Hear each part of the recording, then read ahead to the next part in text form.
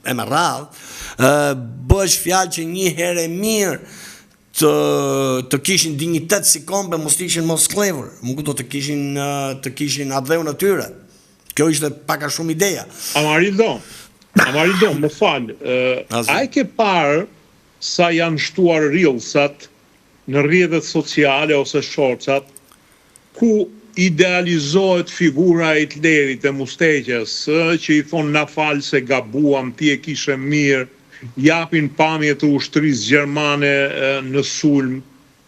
Pra, po kemi një lloj gjallërimi të një lloji ekstremi i cili në fakt ka qenë armik i razës njerëzore, po ta kapësh kështu.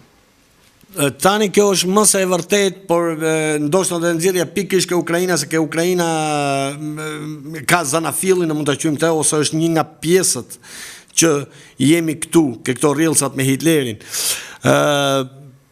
E kam studiu pak luftën e dytë botërore dhe një nga po të shikosh për shembull mënyrën se si nazizmi arriti të manipuloj popull, më kupton, është hera e parë, në më them, në gjithë historinë njerëzore ku u përdor ajo në mënyrë, do më që u ngrit në art pak a shumë ajo që quhet manipulim. Po.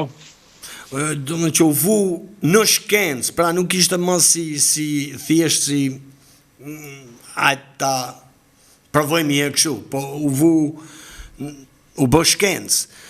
Dhe po të shikosh për shembull kishe Amarildo, në mbështetjen e saj duhet të them që kur kam lexuar kujtimet e Schellenbergu ka qenë shefi Gestapos për ca kohë, po në fakt më tepër ishte shefi kundër zbulimit dhe nazist.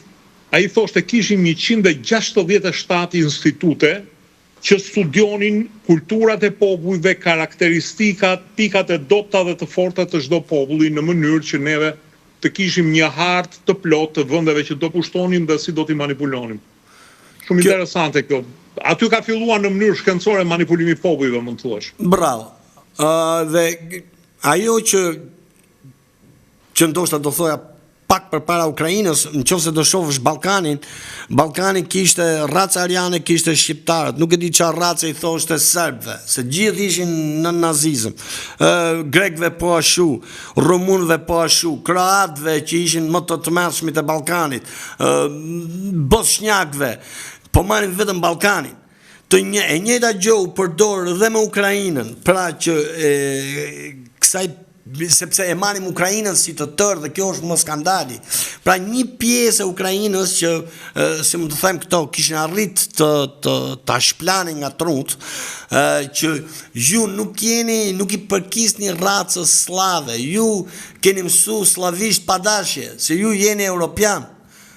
Më kuptoj, ju keni qenë pjesë e Austro-Hungarisë dikur, keni qenë pjesë e Hungarisë, e tjerë. Më kuptoj. Edhe dje ishte një shkrimtar ukrainas që thoshte ne jemi europian, s'kemi lidhje me rusët e tjerë. Dhe çfarë pash, domethënë, prap mbi Ukrainën ishte që nga vitet 90-91 pedagog